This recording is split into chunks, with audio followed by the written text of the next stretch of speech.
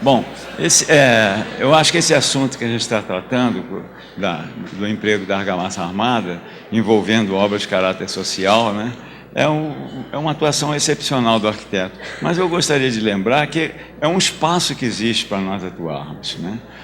E se não estamos atuando, é porque também não estamos dedicando a isso, né? Eu acho que o arquiteto, ele tem que sentir, né, que ele tem que estar presente numa drenagem, ele tem que estar presente no espaço urbano, ele tem que estar presente numa casa, enfim, ele tem que estar presente em habitações coletivas, em todo lugar. Esse campo todo existe, não há nenhuma razão para nós nos recolhermos, né, e acharmos, por exemplo, que uma arquitetura social ou de caráter mais econômico, que é obrigado a se fazer em certas situações específicas, como essa que eu mostrei, que elas não são ao nosso alcance. Eu acho que são ao alcance e temos obrigação, inclusive, de participar desses programas. É um espaço a mais que o arquiteto tem que ocupar. Então, eu não vejo isso como um caráter excepcional. É claro que no nosso país, da forma que está ocorrendo, fica mais difícil, mas é um espaço que existe. Tanto existe que, ou mal ou bem, com todos os trancos e barrancos, e os insucessos e os fracassos, eu fui levando por aí, nosso grupo todo foi crescendo, hoje é um grupo grande que atua dessa forma, né? Bom, eu queria mostrar essas creches, sabe? É um projeto que realmente eu tenho um carinho muito especial por ele, sabe? Porque nesse projeto, ele tecnicamente, ele atende bastante a função para que ele foi imaginado, né? E ele é extremamente econômico, sabe? Pelo uso das cascas, as tensões muito... Basta dizer o seguinte, olha, a gente quando usa um projeto normalmente de argamassa armada, o número que a gente chega assim por metro quadrado, geralmente é de 300, 350 quilos por metro quadrado de peso de argamassa. Esse projeto aí, ele não chega nem a 200. Então, há um consumo muito pequeno, justamente por causa do sistema construtivo. Quer dizer, o concreto, a argamassa aí, está sendo usado assim nos limites das suas capacidades, né, competências, né? Então, é um projeto que a gente está extraindo o que existe de melhor do trabalho da compressão da argamassa armada. E como ele, de uma certa maneira, ele tem ele atendeu bastante às funções, né? Eu tenho um carinho especial por ele. Acho que se eu tivesse uma oportunidade, eu gostaria de melhorá-lo, se houvesse essa possibilidade. Quando eu digo melhorar, introduzir que todos os erros que foram cometidos aí não repetir, né? Mas eu vou recapitular. Então, o que é isso? Como é que ele se baseia o quê? Ele se baseia no uso da casca. Vocês viram que a casca é uma coisa que trabalha sempre a compressão, né? Então, você elimina... Por outro lado, com aquele mesmo princípio que Eladio de Este usou, através de uma ligação entre os tijolos, o princípio é idêntico, né? Uma armação que é introduzida no outro sentido, ele trabalha no outro sentido como viga. Então não existe viga, existem essas cascas que vencem vãos até de 8 metros, né, ou até 9 metros. Eu acho que se a gente introduzisse o protendido, como eu gostaria aí, né, ela venceria vãos maiores ainda, e vencendo vãos maiores tornava-se ainda mais econômica, né? Muito leve as fundações, né? Tudo fica muito simples nesse projeto. Então vamos virar só para mostrar como é que é.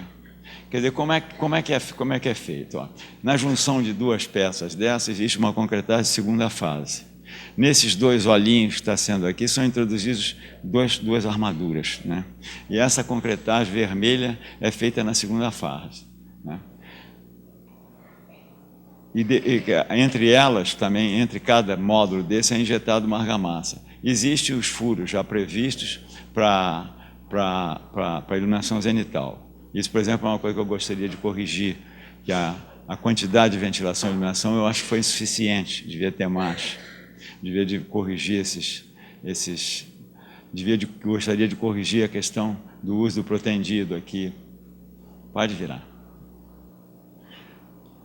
O isolamento térmico é feito através desse colchão de ar ventilado, né, que fica solto, independente da coisa, só apoia aqui e lá embaixo, para não criar ponte térmica entre uma e outra.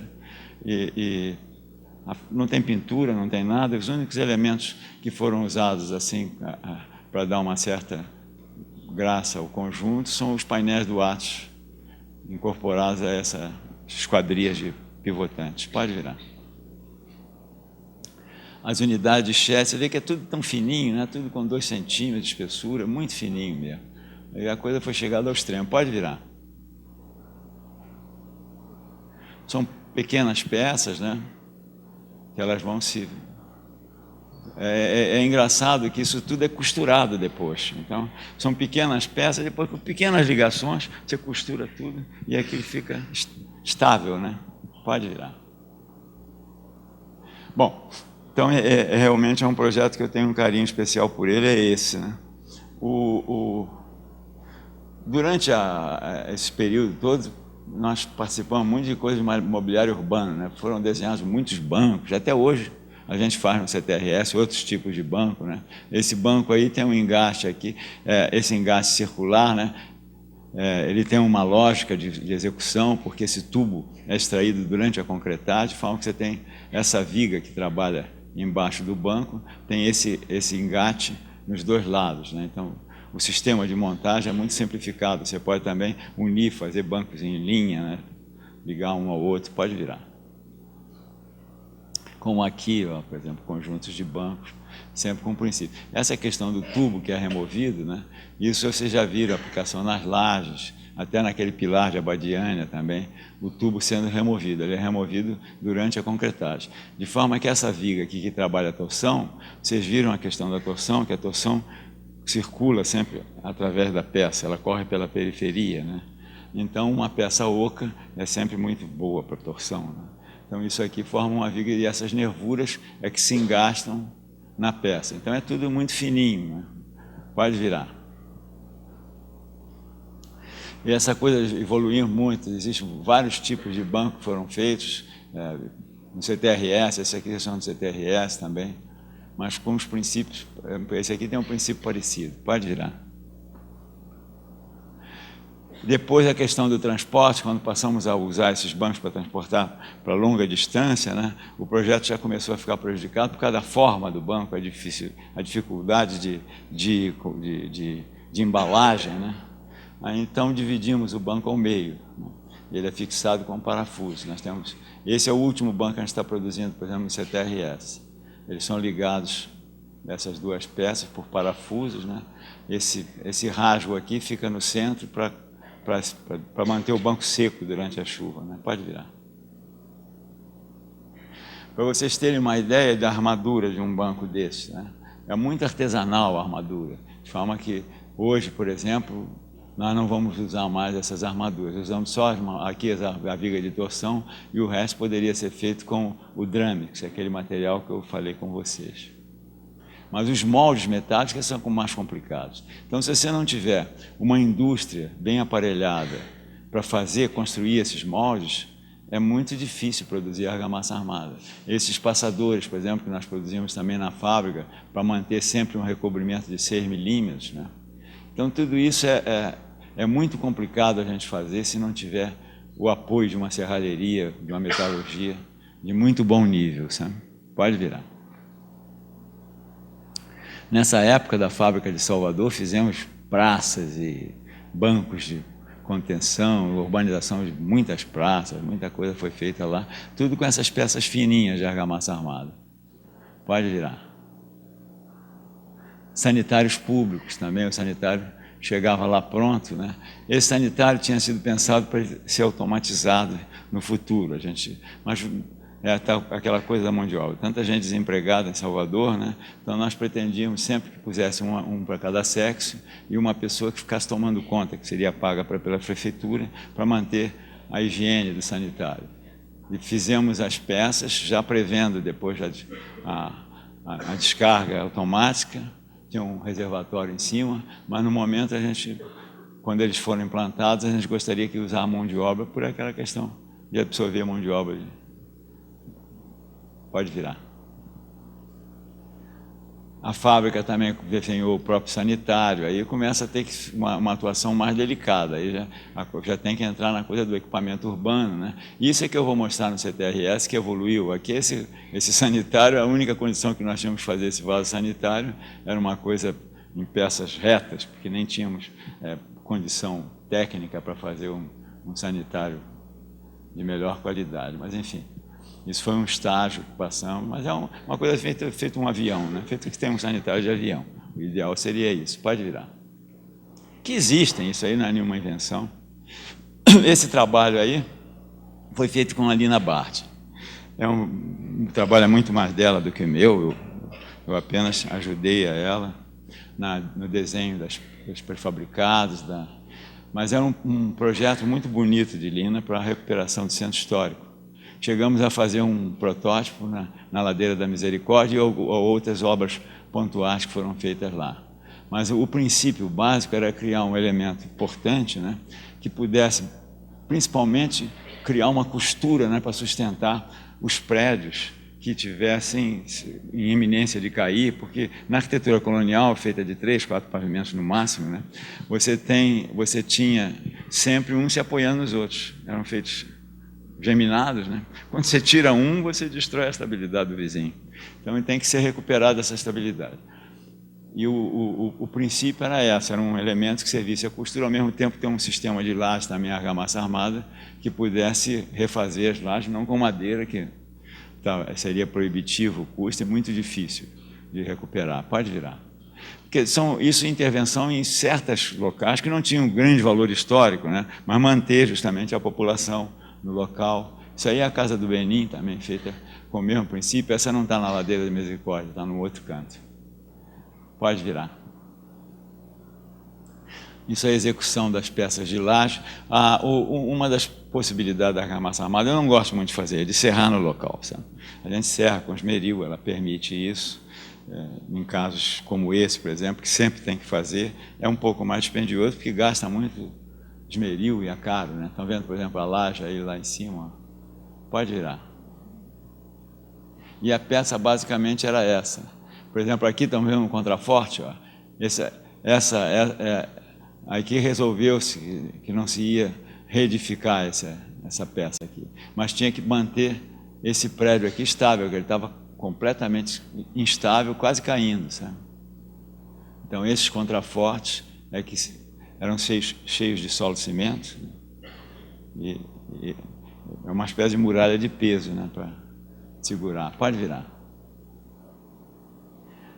Bom, esse é um projeto, nem é meu, esse projeto é de uma pessoa que trabalhou comigo na Fábrica do Rio, muito talento, Zeca, e ele produziu alguns protótipos de habitação individual. Eu acho que a questão da habitação individual, né, é um negócio insolúvel, porque, na verdade, o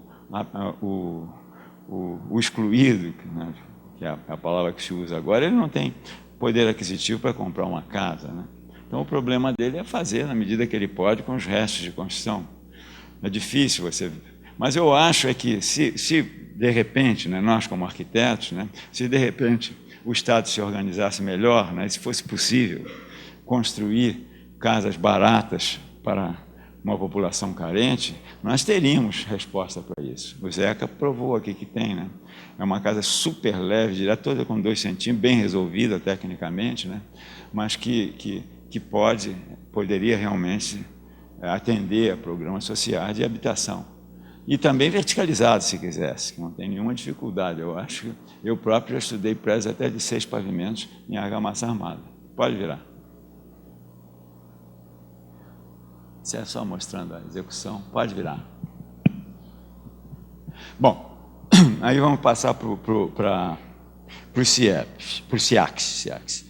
O CIACS foi um programa horrível que eu me meti, não porque por interesse pessoal, mas fui colocado lá, porque havia, até é bom eu contar assim, porque para vocês verem como é que a vida da gente às vezes é conduzida por caminhos tortuosos e a gente faz o que não quer. Mas nesse caso específico, o Darcy tinha me pedido uma série de projetos, hospitais, uma coisa que, quando ele foi secretário em Belo Horizonte, num período curto lá, Eu fiz uma porção de projetos, inclusive o projeto dos SIACs, que era para atender um programa dele. Era problema de hospitais, casas de saúde, acho que tinha uns 10 projetos. E o Darcy queria montar uma grande fábrica em Minas Gerais, né, para produzir isso para Minas Gerais inteiro, da minha fábrica. Quando o Brizola foi reeleito no Rio, né, na segunda gestão do Brizola, foi justamente nesse período que o Darcy estava lá. E o Darcy teve que voltar para o Rio. E aí o Brizola pegou esse projeto e levou para o Collor. Esse projeto que eu nem sabia, sabe? Nem pegou o projeto o Darcy, não, tem esse projeto que o Léo fez para lá, e ele foi e levou para o Collor, eu não sabia de nada. Aí um belo dia me chamaram, temos que começar imediatamente os SIACs, eu nem sabia que existia. Eu estava em Brasília, eu estava até me recuperando do infarto, estava de cama, aí de repente recebi o chamado lá para ir. E fui lá, não pude nem dizer que não, né? Porque a obra já queria começar, queriam fazer 2 protótipos, que eu tinha que montar imediatamente um protótipo no Rio de Janeiro e outro em Brasília. No Rio de Janeiro por causa do Brizola, em Brasília por causa do Collor, naturalmente. E eu só fiz isso, sabe? Aí montamos um esquema, reuni toda a equipe, né, para fazer o projeto. Eu acho, sabe, uma avaliação que eu faço hoje, o projeto ele é bastante sofisticado em termos de... Porque a gente sabe que para você atender melhor, você tem que ter muitos componentes. Por exemplo, só para fazer uma comparação, naquela casinha de Abradiânia, eu tinha, se não me engano, 16 componentes só para produzir a escola. No Rio, o projeto foi o mesmo, foi um pouco melhorado. Para as escolas, chegou a uns 20 e tantos, 30 componentes. Aí nós tínhamos 200 componentes. Então, isso permitiu uma diversificação total dos ambientes, com soluções climáticas para regiões diferentes, né? Então, o projeto foi minuciosamente estudado, sabe? Mas envolvia uma ambição política sem limites, né? Então, queriam fazer 5.000 SIACs desses, né? Montando fábricas no Brasil afora, né? E isso com a iniciativa privada. Aí, lógico, fugia completamente ao controle que eu podia imaginar, né? O projeto foi totalmente concluído e os 2 protótipos foram montados corretamente. Fizemos todos os moldes, mas quando chegou na hora de repassar para a iniciativa privada, foi um desastre total. Quer dizer, a primeira coisa que aconteceu é que nós chegamos a um orçamento de cerca de, naquela época, se não me engano, era $190 por metro quadrado, o preço da coisa. Aí as empreiteiras não queriam fazer por esse preço de jeito nenhum. Então o Alceni Guerra, quem dirigia lá o sistema, ele era ministro da Saúde, veja, as coisas foram tão complicadas no governo Collor, quem dirigiu o programa de educação era o ministro da Saúde. E aí eles pediram, vamos botar para $240, não sei o quê. Eu digo, então vai para quem esse dinheiro, né? Que BDI é esse de passar de 190 para 240? Eu já fiquei irritado. Mas só para encurtar a coisa, eles passaram a custar $500. Então, não estava se fazendo problema de educação, a gente estava fazendo o que se faz hoje, né? de ser a construção ser o funil, né? Para chegar esse dinheiro na corrupção geral, né? Do política que existia, que continua existindo aí, né? Iam para os partidos, essa coisa. E aí eu perdi para me retirar. O Brizola ficou danado comigo, brigou, eu saí, não tinha nenhuma condição de manter, sabe? E o projeto foi todo deturpado. Agora, realmente eu acho que ele foi estudado assim com muito cuidado, toda a nossa equipe trabalhou nisso, se ele não foi bem feito, não foi por culpa nossa. Pode virar. Em outros casos, eu digo que se fosse culpa nossa, eu diria que foi. Mas eu acho que nesse caso não foi, não. Eu vejo até que as soluções foram tão amadurecidas através de experiências anteriores, né? E tudo muito assim levado às últimas consequências. Por exemplo, no caso desse ginásio para esporte, né?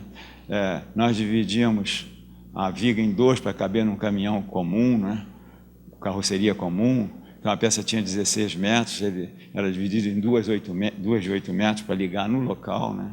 Pode virar. Você está vendo a montagem lá do auditório, a peça lá embaixo, ó, já sendo ligada, as 2 sendo ligadas, né? E o guindaste que vai pegar e sai e montar inteira. Então o projeto foi levado até as últimas consequências em termos de montagem, de operação, de tudo. Pode virar. E os protótipos que nós fizemos provaram isso, né? Olha a peça sendo já montada. Tá? Ela, é lógico, uma peça pesada que precisa de um guindaste mais possante. Mas tudo feito com 2 centímetros, ó, a espessura lá. Tudo muito fininho, a tecnologia de execução, aí, nesses casos, muito boa, mas quando foi repassado para a iniciativa privada, virou um desastre. Pode virar. Minha filha, que trabalha comigo já há muito tempo, ela gosta de obra, sabe, é arquiteta, mas ela gosta de fazer obra. Ela está fazendo o Hospital do Rio agora. Lá no meio, quer dizer, no centro, para fazer o shed, extração do ar quente, iluminação, havia essa peça aqui com uma concretagem local. Então o sistema é todo ligado. Isso aqui é um pórtico, né? É um pórtico ligado através dessa concretagem local que liga todas as peças aí. Então se faz o escoramento central, esse sistema é montado, a concretagem local aí tira o escoramento. Naturalmente que existe também as forças de tração lá embaixo, que são absorvidas por tirantes. Pode virar. O piso, por exemplo, vocês veem o cuidado do piso, né? Nós temos 2 peças, quer dizer, a peça de baixo e a peça de cima, né? A peça de baixo, por incrível que pareça, é uma peça de forro, não foi feita para receber os carregamentos, e a peça de cima é que vence o vão para as sobrecargas necessárias. Com isso, a gente não tem transmissão de ruído nenhuma, porque essa peça não passa para outro som. Isso é feito, não existe ponte sonora, você está vendo? Só apoia aqui e lá. Então, esses cuidados que você tem que ter, né, para evitar, para que o conforto ambiental seja mais rigoroso, tudo isso aqui foi praticado aí, tudo nesses teatros. Então, essas coisas foram levadas às últimas consequências. Né? Pode virar. A montagem também, tivemos que desenhar todos os containers para transporte das peças, né? Estabelecer todos os critérios de montagem, e fizemos isso em 2 protótipos só. Pode virar. Aí a escolinha já funcionando, esse protótipo, a biblioteca, né? Também tem muitos trabalhos do Atos aí, usando sempre sistemas baratos, evitando o vidro, né? Os sheds que garantem uma iluminação boa e ventilação, mas que são feitos com peças de plástico para evitar a manutenção, quebrar. Essas janelas também, vocês estão vendo, elas se abrem. O clima, de um modo geral, tanto no Rio como em Brasília, favorecia a manutenção de ventilação permanente. Né? Pode virar. A biblioteca, pode virar. Bom, então, acho que aí terminou o ciclo da argamassa armada. Essas imagens que eu vou mostrar agora, eu acho que são imagens preparatórias para a nossa sessão de amanhã, que, a meu ver, é a que interessa mais, vai ser a que interessa mais para vocês, né? Porque a industrialização da construção, eu chamo de industrialização flexibilizada, porque são programas muito diferentes, muito diversificados, então a gente tem que ter uma flexibilidade enorme na industrialização. Agora, realmente levado às últimas consequências, pelo Centro de Tecnologia da Rede Sara. Né? Eu até agora, nesse intervalo, me demorei um pouquinho, porque eu tive uma notícia muito boa, que eu gostaria... Nossa obra do Rio tinha sido paralisada há 15 dias, mas a diretora do Sara me ligou agora, entusiasmada, que o governo tinha repassado um dinheiro para a gente continuar a obra. Então a gente vai, inclusive, amanhã já retomar a obra e recontratar os operários que tinham sido demitidos. Os mesmos. Isso é a segunda vez que acontece comigo, de conseguir readmitir os mesmos operários na obra mas é preciso parar, precisa ver o impacto, né? Para ter, por que parou? Parou porque não tem dinheiro. E aí, então, arranja um dinheirinho extra para a gente continuar. Isso aconteceu também numa obra, recentemente, no ano passado, uma obra no Amapá. Tivemos que demitir todo mundo e depois readmitir, porque arranjaram dinheiro quando viram que parou mesmo, né? Bom, mas essa sessão preparatória que eu digo é o seguinte, é esse casamento entre a argamassa armada e o aço. Eu acho que é claro que a argamassa armada como material estrutural, eu estava conversando com a Cláudia, que é especialista nessa área, estava dizendo a ela que eu achava que que a argamassa armada é um material que tem que ser retomado não apenas como um material para componentes divisórios, mas componentes estruturais. Ela tem condições excelentes de... Mas isso tem um limite, né? Os investimentos em argamassa armada para forma, vocês viram, são altíssimos. Você tem que ter molde metálico para cada peça. Então é isso que limita, né, o trabalho, né? Por exemplo, lógico que no SIACS houve um investimento enorme, chegamos a 200 peças, e aí você pode resolver qualquer problema. A industrialização fica bastante flexibilizada, mas a custa de um investimento muito grande. A gente só pode fazer um investimento tão grande se o programa justificar. No caso do SIACS, como eram 5 mil que queria fazer, se justificava a gente ter um investimento maior em moldes, né? Mas isso não pode acontecer quando você quer fazer 10, 20 escolas, né? Então você aí tem que ter um repertório de peças menor, né? Para realmente haver a economia de escala, né? Não adianta você vai fazer uma peça, faz um molde caríssimo que vai se reproduzir 100 ou 200 vezes. Praticamente ele se paga só. Então, eu acho que um molde metálico só pode ser produzido acima de 100 peças. Abaixo disso, ele se torna antieconômico. Aí tem que baixar para um material de pior qualidade, que dá problemas, como seria o caso, por exemplo, de compensados ou de fibra de vidro, né? Mas são moldes que não...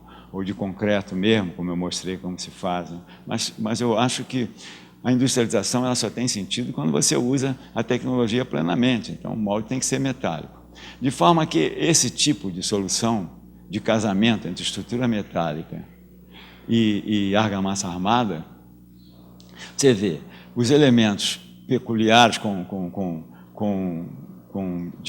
diversificados, que são esses aqui, as rampas, que às vezes podem ser menores, dependendo do pé direito, dependendo da implantação, né? Esses elementos, ou dos vãos que vão vencer, nós fizemos essas passarelas até com vãos de 50 metros, mas então era possível ter um vão de 20 ou de 30, mas era preciso que a gente tivesse uma flexibilidade para isso. Se a gente tivesse, por exemplo, um elemento como a argamassa armada, né, para conseguir essa flexibilidade, teria que ter formas e moldes e moldes e moldes, e que cada vez encareceria mais o sistema. De forma que esse casamento, que eu chamo de industrialização flexibilizada, é ter o aço, por exemplo, que permite essa flexibilidade maior, com uma industrialização muito mais fácil, cada vez mais fácil, pelos sistemas de solda que foram criados, né? E a argamassa armada nos elementos efetivamente repetitivos, né? Então, aqui todos esses moldes, pisos, tudo isso que é muito repetido, fica em argamassa armada. Pode virar. Eu gostaria só de falar um pouquinho dessas passarelas. Dá para voltar, Ana?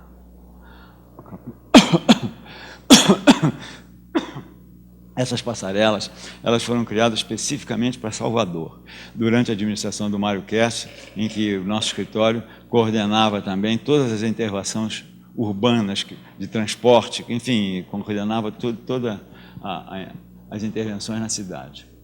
O que nós tínhamos proposto, eu expliquei quando eu mostrei a estação da Lapa ontem, né? A intenção era criar-se um sistema de veículos sobre trilhos, um veículo leve. As avenidas de Vale proporcionam isso.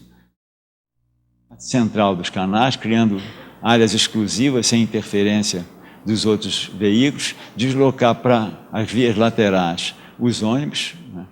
Os ônibus de transporte local e automóveis, né? E ter essa pista absolutamente seletiva, né? Nós chegamos a implantar, e o sistema, antes de entrar o VLT, entrou com ônibus articulados, né? E funcionou muito bem. Houve algumas reações, porque para adaptar o sistema articulado era preciso que houvesse a mão inglesa, né? Não, vai dar certo, não vão. Ele funciona direitinho, foi tudo feito com mão inglesa e não teve problema nenhum. Mas, infelizmente, inventaram de botar o VLT, botar o metrô. Essas avenidas de Vale de Salvador, elas são muito peculiares, têm um traçado que obedece à topografia, e o metrô, como vocês sabem, ele exige raios muito maiores para a implantação, por causa da velocidade, por causa de outros fatores. Então, implantar um retorno em cima de uma avenida de Vale é uma loucura. O metrô, para isso, tem que ser enterrado, né? Todos os metrôs do mundo são enterrados para você ter uma autonomia no traçado dos metrôs e conseguir essa eficiência. Então, o metrô que estão implantando lá é uma coisa abominável, né? Ele passa aqui por cima, destrói uma passarela. No princípio, eles acharam que tinha que passar por baixo da passarela, e pegaram as passarelas e levantaram as passarelas. Agora resolveram que vai passar por cima, então tem que cortar outra vez e rebaixar as passarelas. Então, nem existe nenhum projeto já, vamos dizer, acabado. Essa notícia eu soube outro dia, que queriam conversar comigo, que eles estavam querendo rebaixar as passarelas todas, para o metrô passar por cima, passava por baixo. E o metrô, além do desastre visual, plástico para a cidade, aquela porcaria mal feita, né? Porque as obras de engenharia tendem a ficar cada vez mal feitas, mal cuidadas, né? São muito feios, o metrô é feíssimo, uma coisa horrível, né? Se fosse bonito, né? É o que eu estava dizendo para vocês, existe uma diferença enorme entre a Ponte Rio-Niterói e a Golden Gate. A Golden Gate criou assim, um referencial para o mundo inteiro na Baía de São Francisco. A Ponte Rio-Niterói, a gente tem vergonha de olhar e de ver que a Bahia foi dividida por aquele desastre lá, né? E eu acho que essa coisa é muito importante, da obra de engenharia ter uma beleza própria. Antigamente, uma ponte a gente chamava obra de arte. O que você vai chamar desse metrô que está sendo feito lá? É uma coisa horrível, né?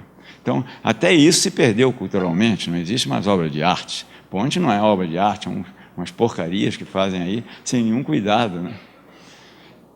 Bom, vou voltar aqui à nossa passarela. Então, o nosso objetivo, veja, antes dessas avenidas de vale se tornarem o sistema viário principal da cidade, elas foram hortas, conforme eu disse, né? E essas comunidades que se implantaram nas elevações, né?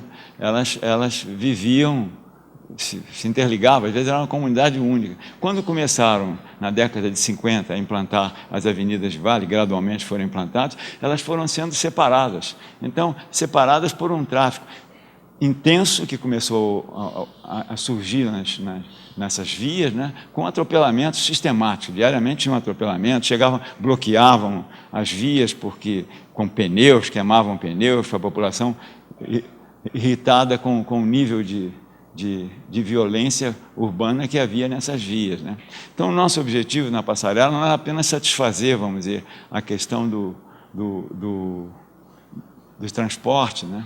Mas era principalmente reintegrar essas passarelas às comunidades, né? Então, todas elas na Avenida Bonocô, elas ligam as duas cumeadas, né?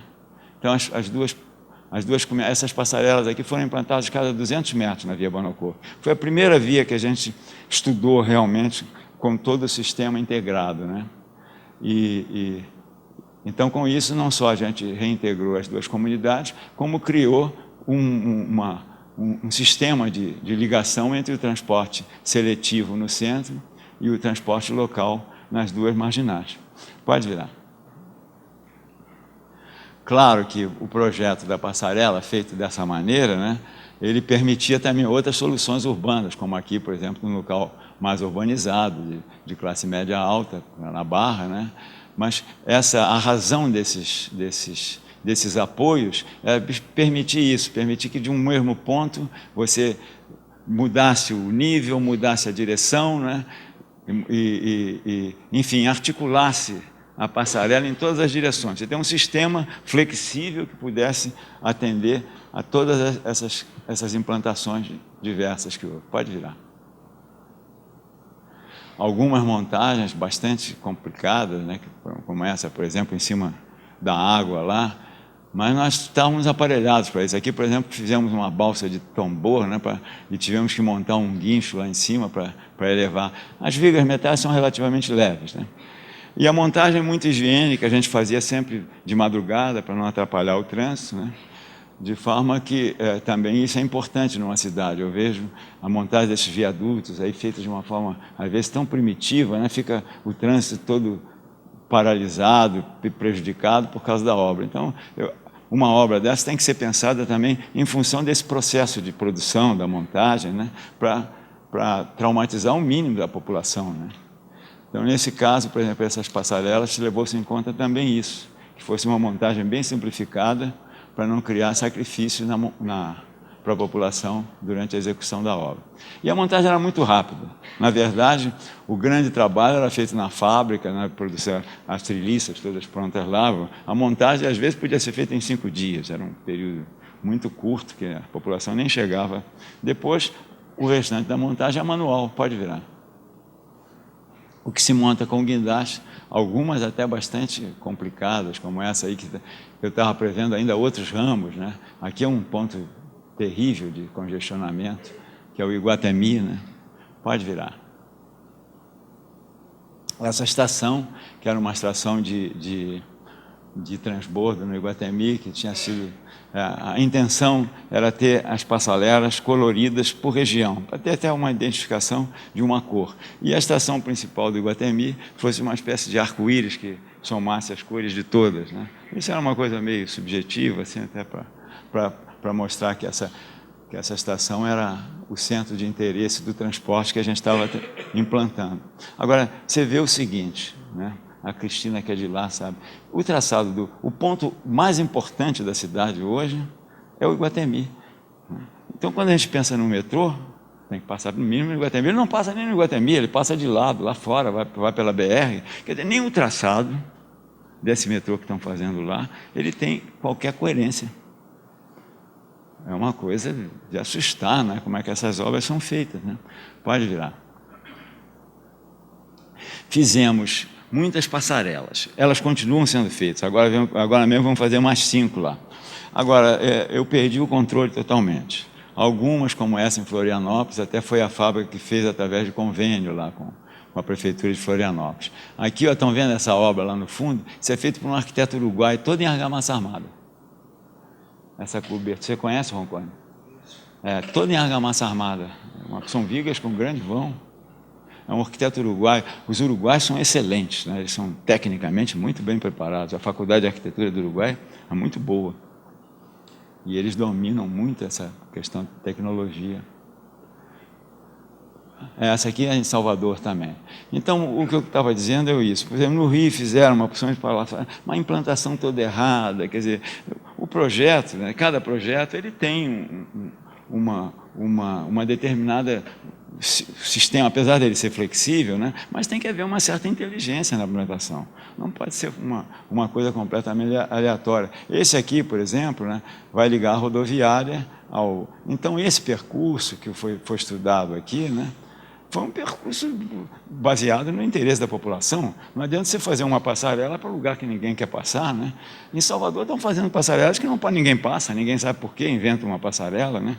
E, às vezes, né, fazem as passarelas mal implantadas, que não articulam com o sistema de ônibus. No Rio de Janeiro, uma tragédia. As únicas que são melhores um pouco são as de Belo Horizonte. Mesmo assim, porque na ocasião eles pediram para fazer a implantação e eu fiz lá, porque senão também iam fazendo sem nenhuma inteligência. Né? É horrível, sabe? Pode virar. Bom, esse prédio aqui é da Prefeitura de Salvador. Esse prédio é uma polêmica terrível, né? Porque todo mundo quer derrubar o prédio.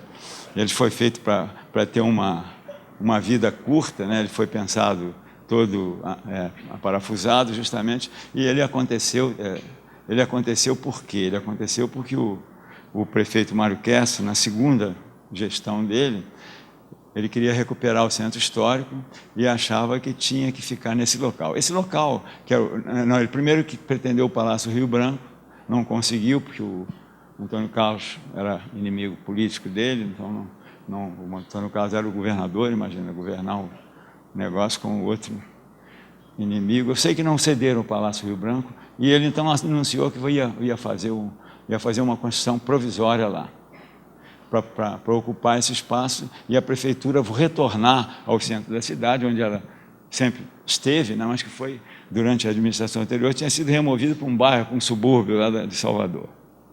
E aí me pediu, para vocês terem uma ideia, ele foi empossado em janeiro, e o prédio foi inaugurado em 1º de maio, 5 de maio. Quer dizer, entre projeto, produção e montagem, houve um período de pouco mais de 4 meses. O prédio tem 2.000 metros quadrados, com ar-condicionado, tudo direitinho. Então, houve um interesse aí, a gente fazer um desenho, né, que permitisse a construção nesse prazo curtíssimo, né?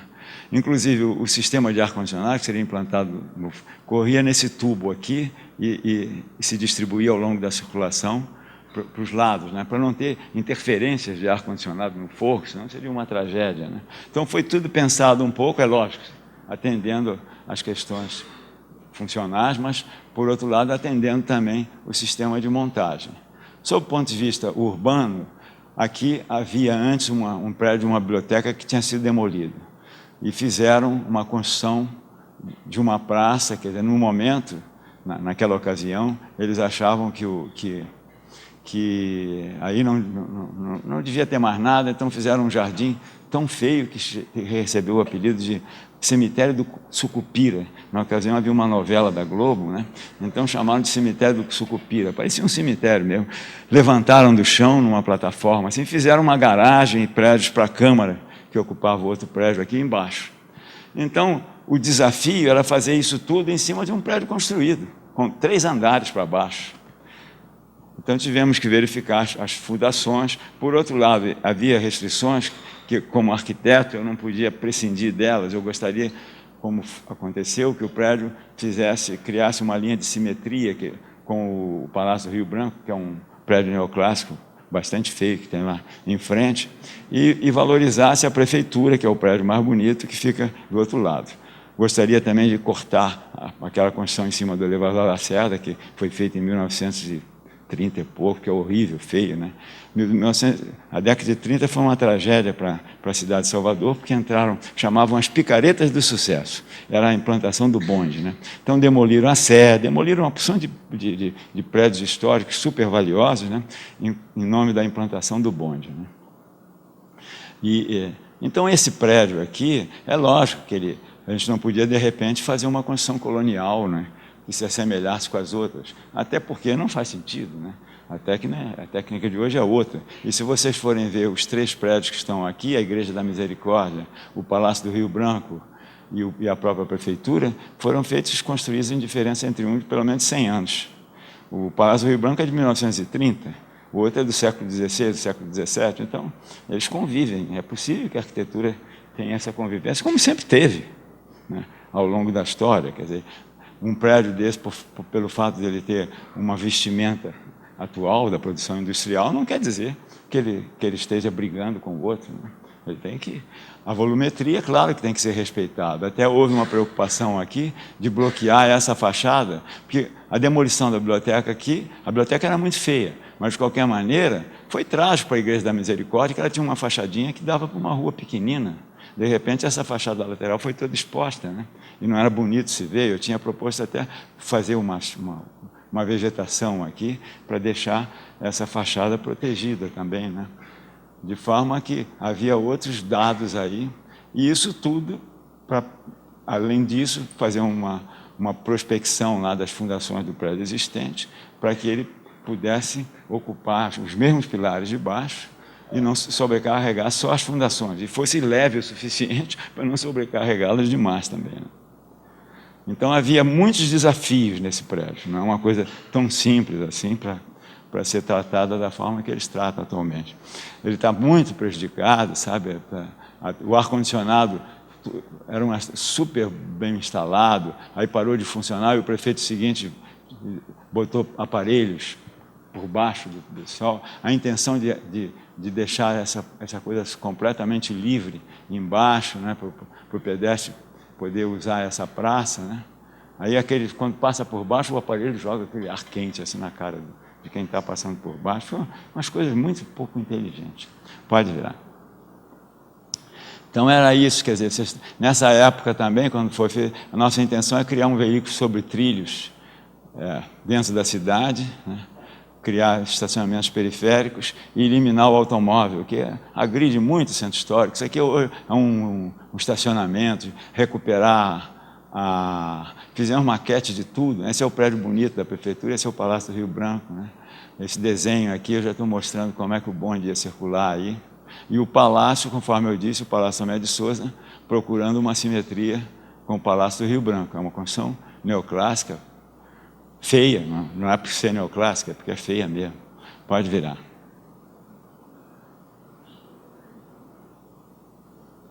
liberar e, ao mesmo tempo, criar uma plataforma intermediária aqui, que a população pudesse fazer greve lá, esculhambar o prefeito, essas coisas todas. E fazem. Essa é a única coisa que ainda conseguiram fazer, foi as greves acabam sempre lá na prefeitura. Mas eu acho que eles têm... Existe assim porque houve na ocasião da implantação do prédio, até foi montado em 12 dias, né? Tudo isso causou um impacto, uma polêmica na cidade, né? E ele foi rejeitado de nascença, né? Então, até hoje, ele continua rejeitado.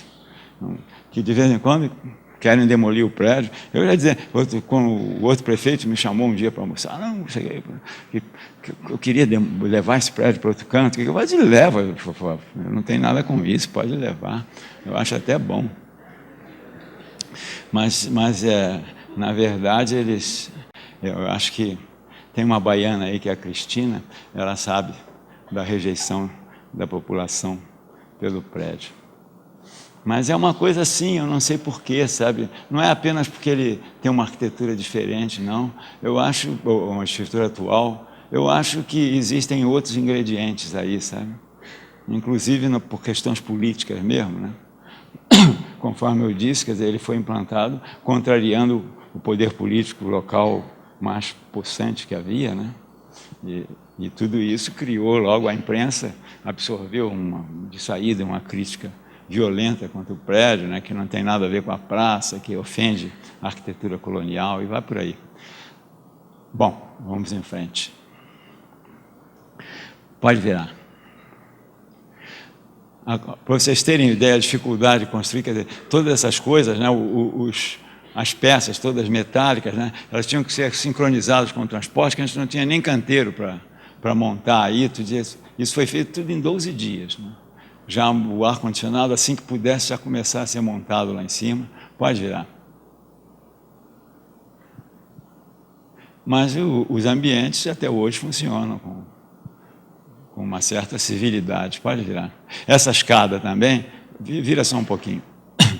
Essa escada, na ocasião, quando eu fui apresentar o projeto para o patrimônio local, aí o patrimônio disse, não, é melhor falar com o patrimônio do Rio de Janeiro, que era no Rio de Janeiro, para resolver essa questão, porque é um prédio muito delicado. Aí você conversa lá com o presidente do patrimônio, e aí tudo bem, se ele aprovar, estamos de acordo, não tem problema. E a única coisa que o presidente do patrimônio pediu, eu já tinha feito, até que no desenho que eu levei não aparecia, é que essa escada fosse bem delicada para permitir a transparência dela, né? De fato, quem vê de cima vê um objeto, mas quando chega a nível do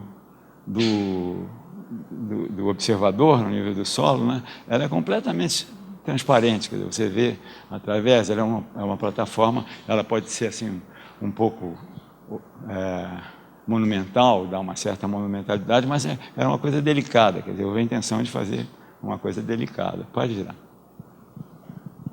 Bom, o negócio aí é o seguinte, ainda mostrando essa questão para entrar amanhã, quando nós vamos entrar na questão da industrialização, só existe uma referência que eu queria fazer. Os primeiros hospitais da Rede Sara, eu mostrei aquele em concreto, e nesse período em que a Rede Sara realmente recebeu os recursos para ampliar, nós estávamos lá na fábrica de Salvador. Então fizemos 2 projetos, um em Salvador, porque eu estava lá, a fábrica estava lá, e o outro em São Luís, porque o presidente era o Sarney. Então, para serem os 2 primeiros do sistema de satélites da Rede Sara. E eles foram feitos totalmente em argamassa armada. Quando nós estávamos com os projetos já prontos, inclusive de Salvador iniciando, e logo em seguida ia iniciar o de São Luís, a obra já iniciando, aí o prefeito saiu e a fábrica fechou. Então, o CTRS ficou sem solução para continuar os prédios, foi um desastre. Quando nós montamos os sistemas industrializados de coisa, nós tínhamos em conta que tínhamos que reaproveitar, inclusive, algumas peças que já faziam parte do repertório. Pode virar. montamos um protótipo em Brasília, né, com todas as peças em argamassa armada. O hospital seria assim, já corrigindo aqueles defeitos todos, com um shed bem maior, pode virar. Mas todas as peças com montagem manual. Então é um prédio bastante complexo, vocês veem aí, ó, tudo manualmente, mas atendendo a esse programa sofisticado de hospital. Eu estou mostrando só o projeto, porque ele, de fato, não foi construído, só aquele protótipo que eu mostrei. Pode virar. Mas com o shed já bastante amplo, levando em considerando as condições de ventilação, isso tudo já tinha sido revisto, né? Pode virar. E tínhamos estudado também, nesse mesmo período, já casando um prédio lá para a sede da Bahia Tursa, que é a empresa de turismo de Salvador, né? Pendurado lá também uma estrutura mista de argamassa armada e aço, pendurado lá numa encosta. Esse prédio também não foi feito. Bom, chegamos aí praticamente meio-dia. Acho que tem mais alguma coisa? Não, acho que não, né? É só o prédio aí, tá vendo? É a mesma coisa, aquele que um prédio que eu mostrei depois. A estrutura básica é essa treliça, né? E o sistema todo está pendurado nela. Você tem os grandes pilares aqui, né? E depois todas essas treliças sustentando os pavimentos de baixo. Pode virar. Pronto, acabou. Se tiverem alguma pergunta aí.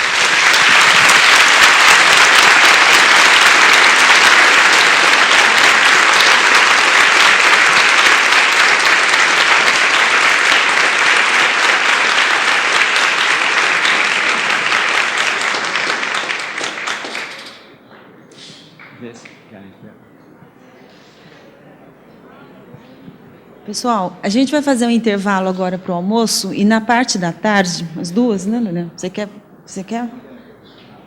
abrir agora para a pergunta? Você quer abrir um pouco para a pergunta? Ah, a gente podia deixar. A gente podia deixar para eles perguntarem à tarde, que daí não... E a ideia é o seguinte, vocês voltem então às duas, que a gente vai fazer aquela sessão do ateliê, onde o Lelé vai comentar os projetos, né, do pessoal, dos alunos que fizeram já uma proposta, e aí a gente abre para as perguntas e faz um debate aqui, a gente fica mais à vontade. Lelé está perguntando, se alguém que não virá à tarde, quiser fazer alguma pergunta agora, tá livre então, ele...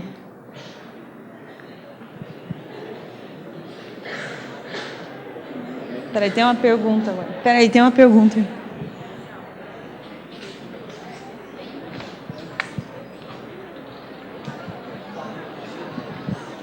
Oi, bom dia, tudo bom?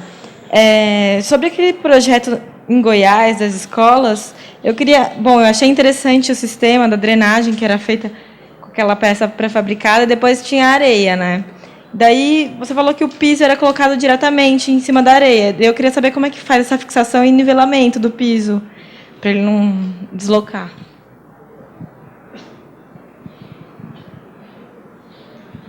A areia é um material excelente, sabe? Porque desde que ele não tenha fuga. O problema da areia é quando ela foge.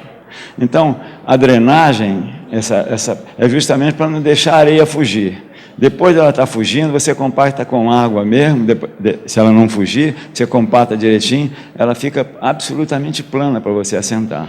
É lógico, se você fizer uma carga muito grande, talvez a placa se desloque um pouquinho, mas ela era rejuntada depois com cimento. Então, com isso, você não permitia que o piso se deslocasse.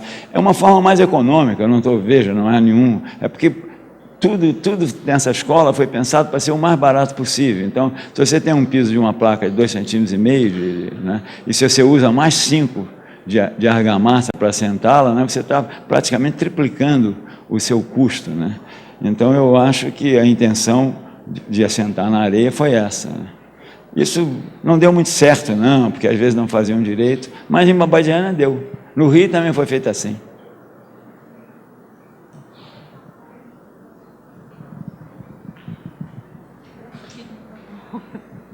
Quase meio de português, né?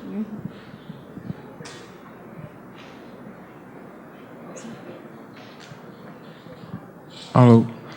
Naquele projeto que o senhor mostrou, esse último projeto, como que é a rótula que articula a estrutura, a treliça metálica com as lajes, que eu imagino que é parte do sistema de argamassa pré-moldado?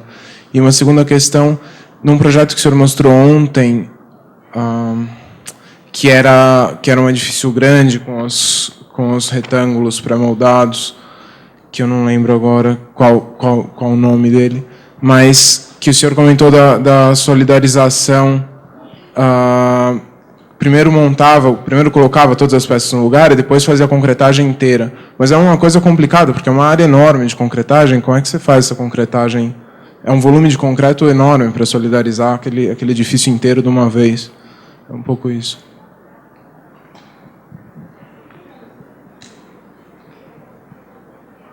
Ele não é feito de uma vez, ele é gradualmente, né? Você vai por etapas, né?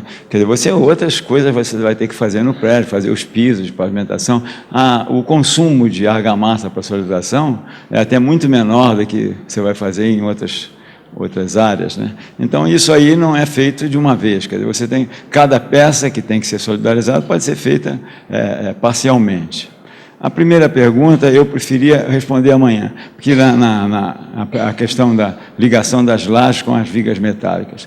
Eu vou mostrar isso muito bem amanhã, porque amanhã vamos tratar só de estrutura metálica e argamassa armada. E sem desenho fica um pouco difícil eu te mostrar. Agora, você vem amanhã?